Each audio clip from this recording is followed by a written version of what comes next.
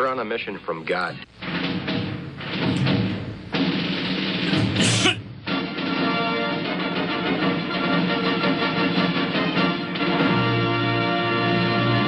And now for something completely different.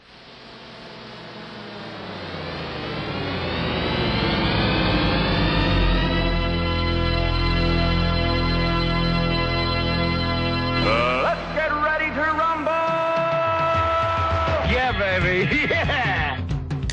Good morning and a happy Saturday to everyone. I'm Pastor Matt Youngblood Clark from Ascension Lutheran Church in picturesque South St. Louis. And I'm Pastor Jolly John Lekumsky coming to you again from Northville, Minnesota, where it's starting to get really cold, Matt. Is that right? Already? Mid-October. Well, I'm looking at your temperatures, and you guys have been in the 90s a few days, and we were in the 50s at the same time. Boy. So well, today, we're starting to pack our bags. Yeah, it's that time. I heard they're predicting snow or a wintry mix in the forecast, perhaps, up by you. This weekend, that's right. As we speak, they're calling for a wintry mix, and that's why we're thinking, hey, it's time to start heading for home. Time to go south. I don't blame you. And of course, we'll get down there just in time to have the cold and snow down there. So I don't know. What are you going to do? That's right. The temperate southern Illinois winter weather. And did we say what this is? This is wrestling with the wrestling basics. with the basics. Matt, they say you shouldn't teach an old dog new tricks. Or no, actually, they say you can't teach an old dog new tricks. Right? That's right. Maybe, but it should be. You shouldn't teach. Well, here's dangerous. the thing. So Lynn and I are a couple of old dogs, and Lynn would say, "Speak for yourself." But so in our old age, in our retirement, we're actually trying to increase our knowledge, and we've been listening to a series of lectures on all kinds of different subjects. We've been sharing some of this stuff with you on wrestling with the basics, and we're right now listening to a series of lectures on the Middle Ages, by a Professor Philip Dayleader. Put that down, Philip Dayleader, who is, I think he's in Harvard or somewhere, some big university. A guy's supposed to know what he's talking about. And so here's the thing, so you can teach an old dog new tricks. We're learning all kinds of new information, but I'm not sure you want to. It could be dangerous. Shall I illustrate? Yeah, please. All right. What's your new trick, John? Middle Ages, what do you think about when you think about the church in the Middle Ages? What's one of the key things about the church in the Middle Ages? Well, it doesn't seem like there's a whole lot of stuff going on. And, if some of the things that happened in the Middle Ages then sort of precipitate the need for the Reformation. Oh, you Lutheran, you. No, not at all. Monasticism, man. Oh, monks. Yeah, the monks. Yeah, this is the time when all the great monasteries start growing up. Let's see who started it off. We had the Franciscans and the Dominicans, and darn it, I should have paid. Yeah, what's that? The Benedictine. Yeah. Thank you. That's the ones I was looking for. So you were paying attention to the lecture. But anyway, so you want some fun facts about monks? We'll start out today with some fun facts I learned about monks. Okay. So for one thing, there was a group of... That's probably why most people tuned in this morning, John, hoping for fun facts about monks, and you do not disappoint. So the Benedictines, start with the Benedictines. There was actually a branch of Benedictines who wore no underwear. They felt underwear somehow made them less holy. It was not what God would want, for you to wear underwear. So they did not wear any underwear at all. Okay. Can you imagine all these monks going commando? They swore off wealth. They swore off underwear. That's right. Great. That's great. That's right. What a sacrifice. Chastity, poverty, and no underwear. And underwear. You did not know that was part of the Benedictine rule. That's right. Incredible. Here's a better one. The Franciscans. And this was actually part of their belief that you should not plan. St. Francis of Assisi felt if you make plans, it shows you're not trusting, you're not putting your faith in God. So one of their hallmarks is they made no plans. So again, this is not all Franciscans, please. If there's any Franciscans listening to us, we know that this was only a minority. But there were some Franciscans who would get up in the beginning of the day, they would spin themselves around until they fell down, and then whatever direction their head was pointing, that's where they would head out for the day. Spin the monk. That's great. I've been a Franciscan. I did not realize that. Without knowing it. Well, that's how I start my day. That pretty much sums up your ministry. Yeah, exactly. Throw yourself on the floor, spin around, and head out. See where you end up. So that's the stuff that probably we really didn't need to know. But I did run across a really, really significant thing, I think, for our understanding of the Bible from this study by Dr. Philip Daylater. Tell us what you know about the word doulas. You know the word doulas, Matt? Tell us what you know about the word doulas. And I'm going to cough while you're doing that. All right. All right. Thanks, John. Yeah. Doulas. So that's a Greek word that's usually translated as slave in the Bible. Not always, I don't think, but usually as slave. All right. Now thank you, Matt. That's the issue. Because it does mean slave. 1 Corinthians 12:13, we are told, for in one spirit we are all baptized into one body, Jews or Greeks, slaves, doulases are free, and all were made to drink of one spirit. And that is the meaning of the word doulos. It is, and that's a perfect verse to illustrate it, because a slave is one who is not free. The definition, the simple definition of slave is that you do not own yourself. You are somebody else's property. Your very being belongs to someone else, and you have no options. You do things because you are ordered to, because you're commanded to. It is not a matter of your will. It's not something that you do because you want to. No, you do it because you have to. That is the very definition of a doulos. Now you pointed out, Matt, that's not how that word is always translated. You want to venture a guess how that word is sometimes translated, Matt? I'm actually putting you on the spot here, I know, but do you have any idea? Servant, I believe. So oftentimes slave, but sometimes a servant. Right. But see, the thing is, Matt, that there's plenty other good words for servant in the Bible. It's not like the Greeks didn't have a word for servant. Matthew 23:11. Your namesake there, the greatest among you shall be your servant. And it's not doulos there. No, it's not that we're supposed to be slaves of people around us. It is diakonos. I hope I'm pronouncing that right. Diakonos. Diaconate, we get deacons. That's right. And so it does mean, you're helping people, you're serving people. That's the word for a servant. But doulos in the Greek never, ever means that. And I want to share a passage with people that I think illustrates how it's not servant. You can do that in the English if you want, but it's not actually what the Bible says. Do you have your Bible handy there, Matt? I do, at all times, John. Of course.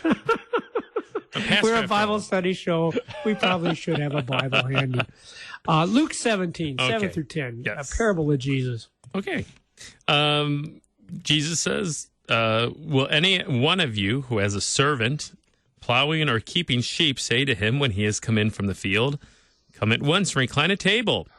Will he not rather say to him, prepare supper for me and dress properly and serve me while I eat and drink, and afterwards you will eat and drink? Does he thank the servant because he did what he was commanded? So you also, when you have done all that you were commanded, say, we are unworthy servants. We have only done what was our duty.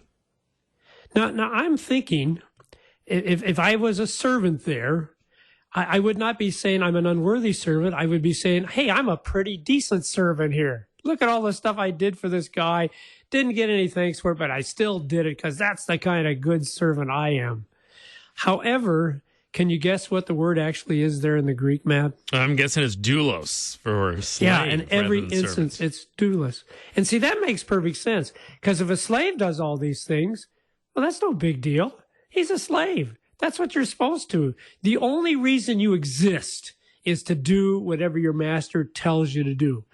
Now, I know that seems rather harsh to us, but that's exactly what the definition of a slave is. And so, indeed, if you had plowed and you kept sheep and you prepared supper, and no, you don't get any thanks for that because you are a slave, and indeed, that's all you are. You're just unworthy slaves. You've only done what a slave is supposed to do. Now, Matt, again, kind of putting you on the spot here.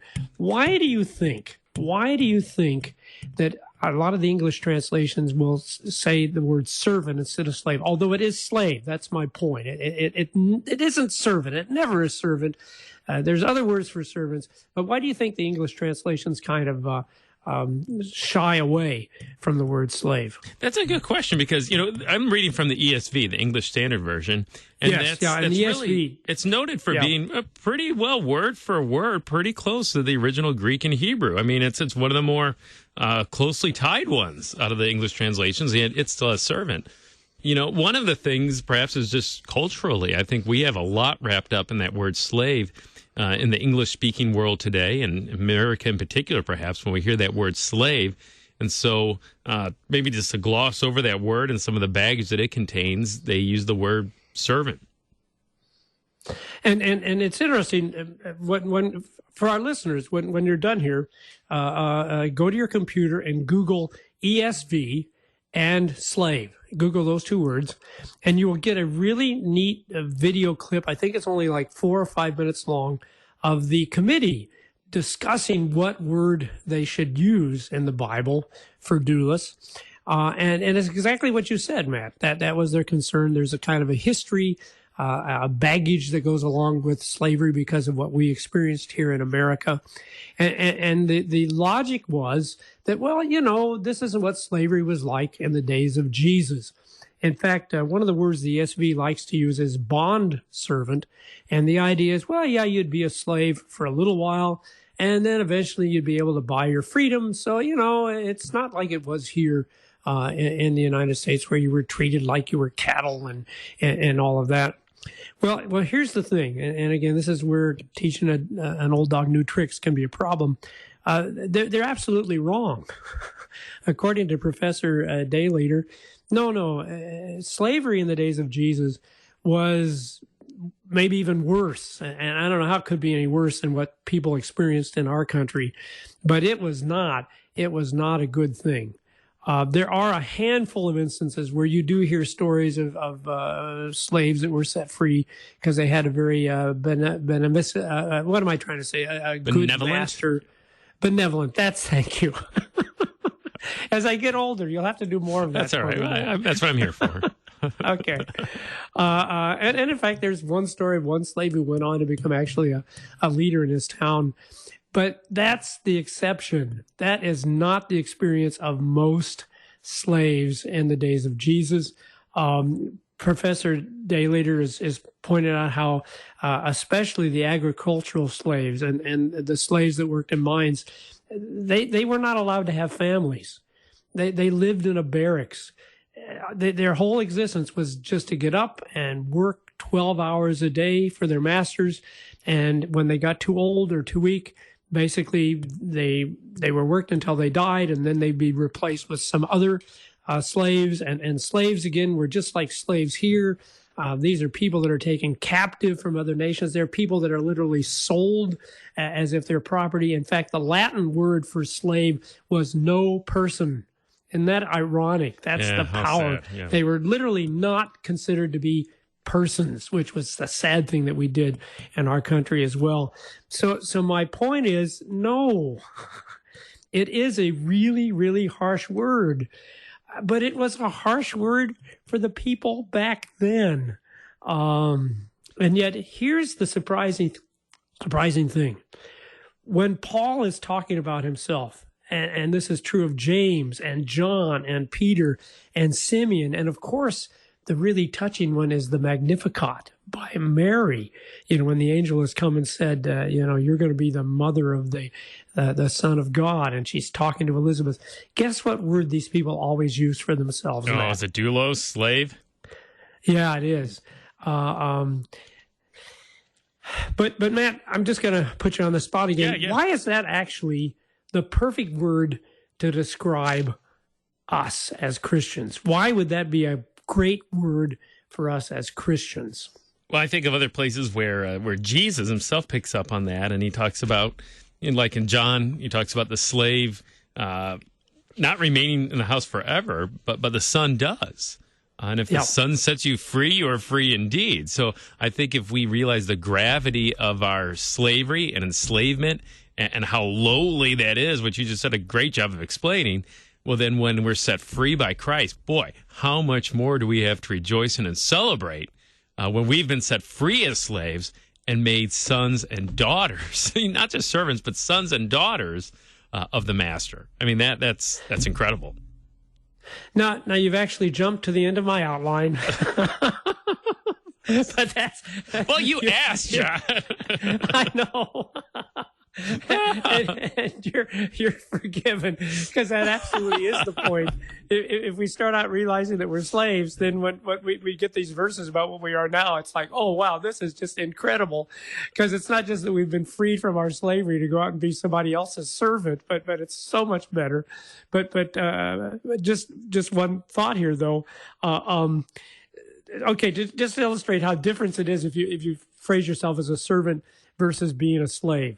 So as we said in the text from Luke chapter 17, if you're a servant, it sounds like you're a pretty decent guy for doing all these things. Yeah. If you're a slave, though, well, that's no big deal. That's what you do. That's who you are. And if you don't do that thing, you're going to get whipped. You're going to get punished. That's what's going to happen. But let me use this illustration. Tithing. What is tithing, Matt? Well, as an Old Testament practice of giving a percentage, we think of 10% in particular of one's income or fruits, and to give that to the Lord. So Matt, if I give you $100, which I'm not, by the way, but were I to give you $100 and you gave me a tithe back, you gave me 10%, you gave me $10 back, would I be impressed, Matt? Probably not. No. No. And so that's the thing. See, if you're a slave, that means everything you have has been given to you, and you are possessed by God. He is your master. And so if you think it's a big deal that you gave 10% back to him, that is no big deal at all, because it all belongs to him. You belong to him. You owe him everything. See? Yeah. Yeah, that's a great point, though, John. And I think that does shape our stewardship and how we manage money and how we view our possessions. One of the verses that comes to my mind is Psalm 24:1. The earth is the Lord's and all the fullness thereof. I mean, it's all God's, including us, our very selves, our salvation, our income, everything. And I think that really changes then how we view what we have. And I think that also changes how we're viewed, how we view other people. So, talking about slavery in America, I mean, if you really view people as Psalm 24, all the earth is the Lord's and the fullness thereof, well, then guess who else is the Lord's? That slave is, right? God created that individual, made them, loves them. And when we see that, boy, well, then there's no room for racism. There's no room for mistreating someone because of the color of their skin. No, they're the Lord's, and he made them. They belong to him. And so I think it's a very, very important concept for us, and it eliminates any possibility of us working our way to God's blessing, because we are his possession. We are his slaves. We whatever he tells us that we should do, there's no excuse for us not doing that, and we certainly don't deserve any reward because we've done that. But now you brought in the Jesus issue, which I'm really glad you did, because you're right. We're not slaves anymore, are we, Matt? Do you remember the passage in Philippians 2:7 where it speaks of Jesus and says, but he emptied himself by taking the form of a servant, being born in the likeness of men. This is what men are like. And I bet you can guess what the word there, it's not servant, it's what? A slave again, huh? Wow. See, think how powerful that is when it speaks of Jesus as slave. See, and that's the thing. We're losing the impact of this by cheaping it to the word servant, because, that's the thing. Jesus became a slave. And if you think about it, he literally did. He was the Almighty God. He was the one that calls the shots. And yet, what does he say in the Garden of Gethsemane? Take this cup away from me, but not my will, but yours. Yeah, and that's the language of a slave, where you say it's no longer about what I want. It's no longer about my will. No, it's entirely what my master wants. Although here's what's really cool about that passage of the garden: not my will, but thy will be done. How does he speak to God as he makes that prayer? How is he speaking to God? How's he address God in that prayer? Well, is it Father? Yes, it is. I thought yes, so. It is, okay, Matt. all right. It says, Father, take this cup. And that's what you said before, Matt. And Interesting. that's the wonderful thing. Yeah, because no, we're not slaves anymore. We're not slaves anymore. We still are going to be obedient to God. That's what we should do. But no longer because we have to. No longer because we're slaves. And no longer with the thought of getting any reward for what we're doing. The children of the Heavenly Father. And so, yeah, your will, not my will, be done. Here's a passage. This is that same night as Jesus is getting ready to be crucified. He says in John 15:15, "No longer do I call you servants," but we all know what it really says. "No longer do I call you slaves, for the slave does not know what his master is doing, but I have called you friends.